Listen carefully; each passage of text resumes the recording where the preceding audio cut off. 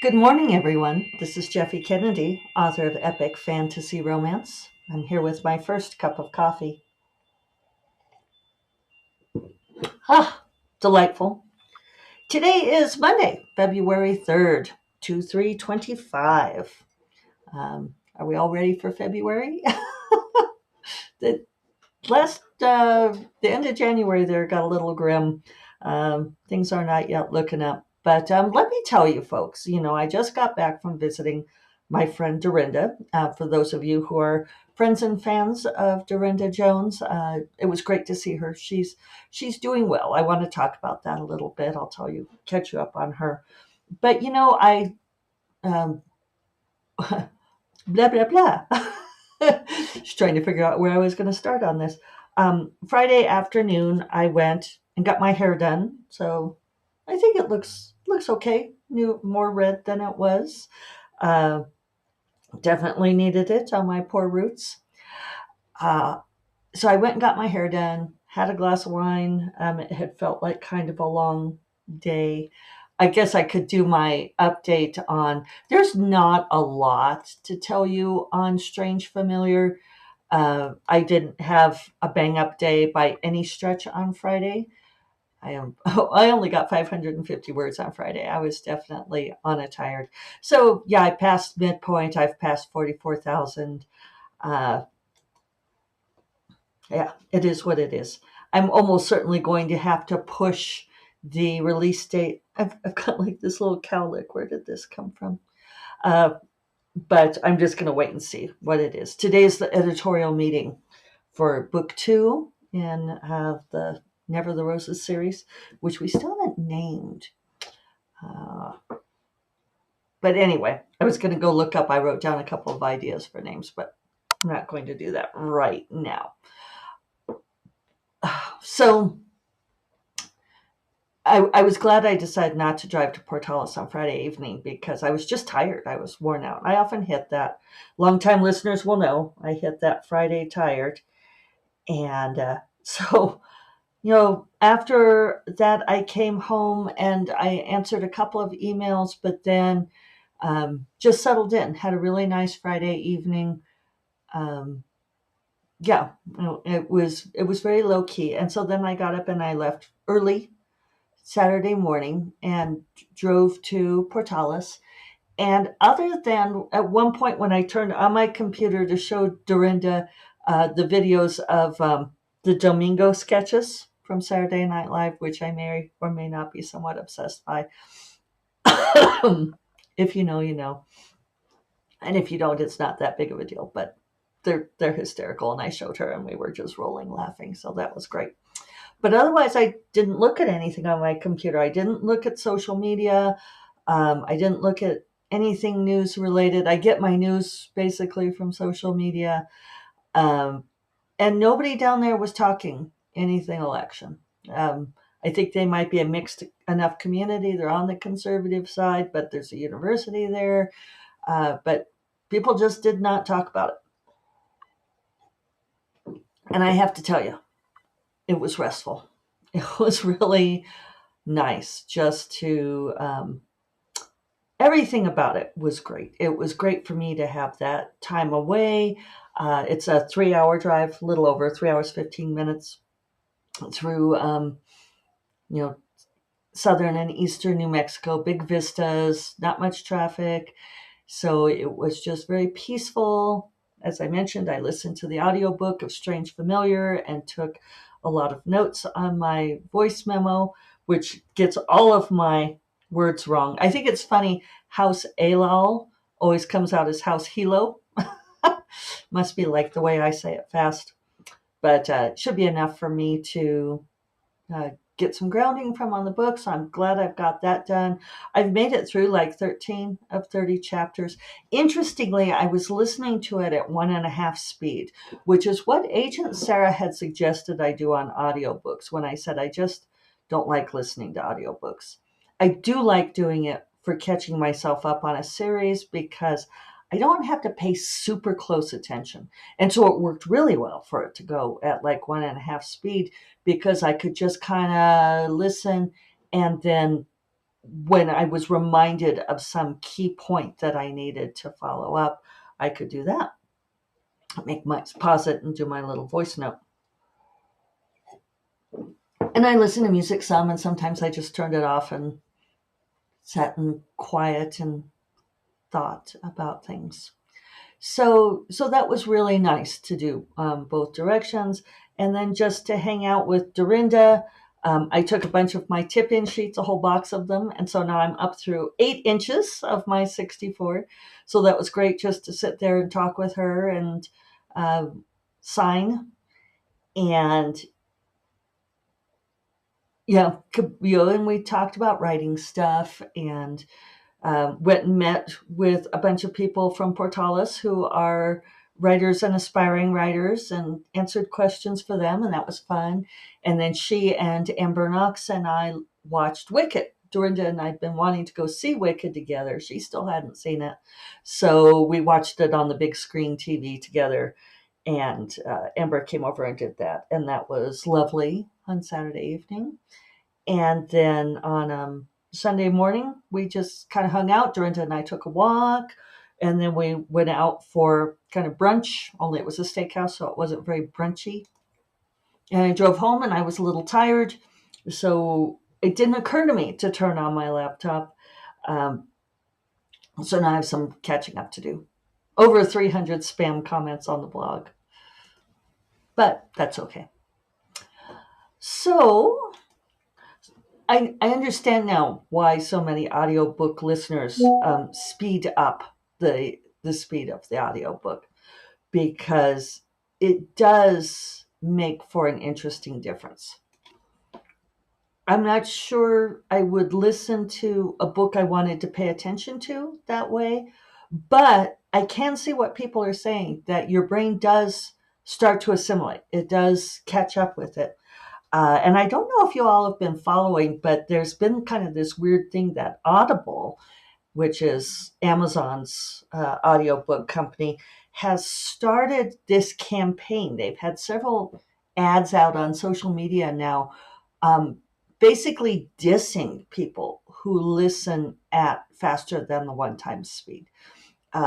Like they've been putting out memes about how people who do that are like missing the point and they're not really enjoying it. And they had like this little reel with an audiobook narrator talking about how, like it's her art and her craft and this kind of thing. And the reception, at least within the bookish community that I've seen, is everybody's like, why is Audible suddenly so worried about the speed that we're listening to audiobooks at? Why are they trying to make us feel bad for listening to it fast?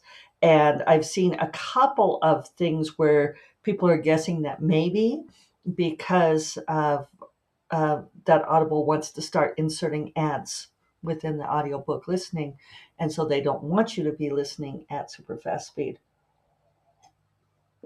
It's an interesting theory, you know, and I kind of love my community that everybody is immediately questioning what their agenda is. It's like, okay, well, this must have to do with money, because otherwise, why could they possibly care?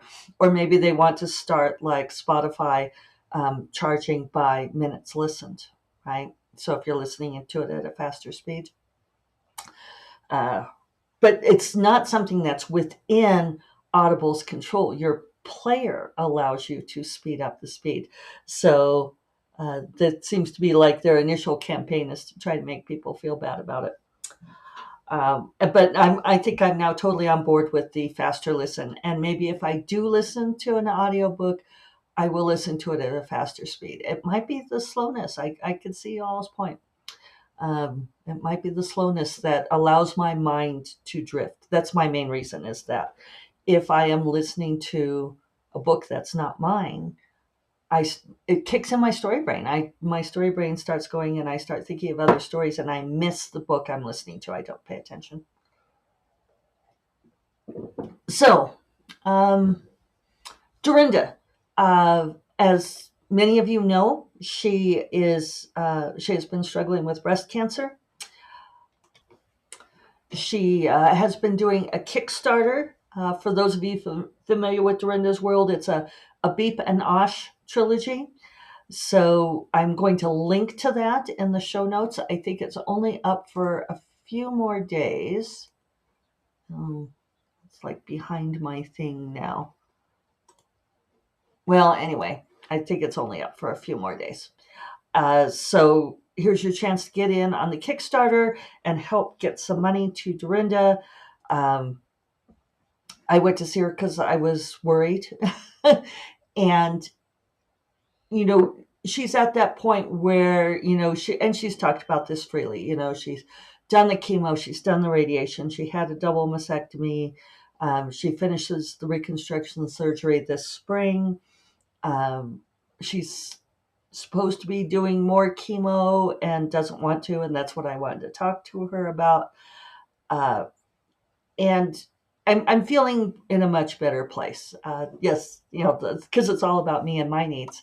I wanted to make sure she was making smart choices. And this may come as a shock to many of you, but she's such a smartass via text message that I can't always tell when she's being serious.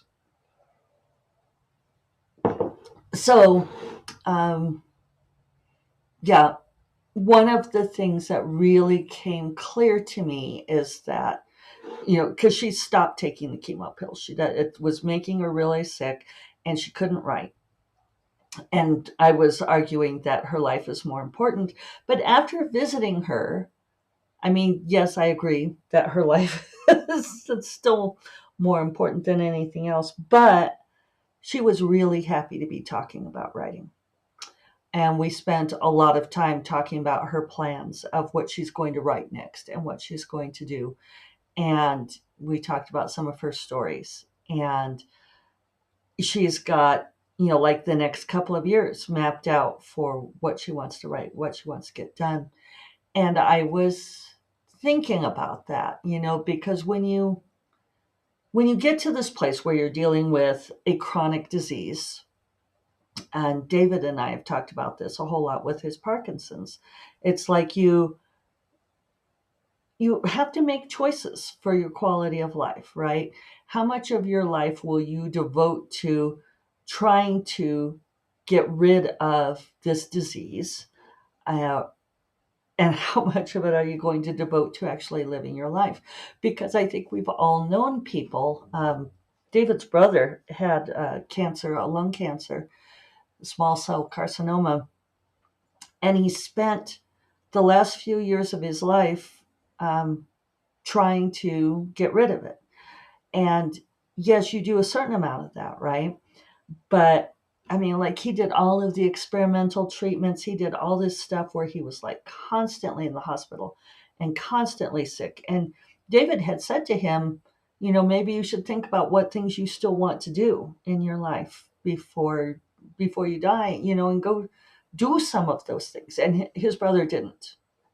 And talking with Darynda, and maybe she'll be fine. Right now the cancer's contained. We don't know. We're in a waiting phase, and I think those of you who've dealt with this kind of thing probably know exactly what all of that means. We'll find out more in March. We'll find out more in May. But what's the point of saving your life if you're not getting to live your life? And and that was something that really became clear to me. Darynda can't write when she's taking the chemo, and she wants to be able to write. And I can't say that I would make a different choice. I would probably make the same choice because, writing her books is what gives her joy. That's what's meaningful to her. And that is for me too. And I had a professor in college who got colon cancer, Professor Hadas, who is longtime listeners will know he was immensely influential on me. He was the one who was the non-practicing Orthodox Jew and had a very strong spiritual life and philosophical resolve. And when he found out he had colon cancer, he had the surgery to have it removed, but he elected not to do radiation or chemotherapy because he wanted to spend his last days in the classroom teaching, because that was what gave his life meaning. That was what gave him joy. And so, I think we end up with these balances, right? You want to save your life, but you also want to do the things that give your life meaning and joy. And, sometimes those things can be few and far between. And so it was good to see Darynda feeling happy again, to see her feeling excited. She was really happy I came to visit her, and happy that we could just sit around and talk about writing, our favorite subject. So there are thoughts on that. And so it was good for me. It was good for me to go do that, and good for her. So all's well. And then, okay, so editorial meeting, which you all know I'm freaked the fuck out about this afternoon. I'll let you know how it goes. We just got an inquiry on German rights for Never the Roses, so that's great. I already gave you all update on Friday about the marketing and publicity meeting. I think everything's just going great there. We're very excited for all of these things coming up. And yeah, moving Strange Familiar forward. Still hoping I can get that finished before I have to start the revision of book 2. Working title, Always the Thorns, A Rose in the Mirror, we don't know. I guess I'll find out today if they've got a preferred working title. And and then I probably should have said this at the beginning. I'll make excuse me, maybe I'll try to do a reel, but it's the beginning of February, and so it's Fantasy Romance February, and the FaRoFeb crew is doing a whole bunch of giveaways. So what shall I give away? I'm going to give away I planned this, right? I planned this really well. Okay. I am going to give away 5 copies of Reluctant Wizard. I'll do 4 ebooks, format of your choice, 1 print for US. I think we'd better keep it US because Canadian Postal Service is still kind of crazy. So if you're in the US, print copy. What you do is follow me and follow FaRoFeb. I will put the link in the show notes, and you can comment here or any of the places. Anywhere you see this podcast. I will make an Instagram reel too if that's easier, but this is on Instagram also. So yeah, comment anywhere. Tell me what you would like, ebook or print, and I don't know why you love fantasy romance. And then I will do the drawing in a few days. I'll try to tag a note when I've closed the giveaway. So follow me, follow FaRoFeb, and comment. So okay, I'm gonna get that set up, and I'm gonna get to work. I hope you all have a wonderful week. Wish me luck on the meeting today, and I will talk to you all on Friday. You all take care. Bye-bye.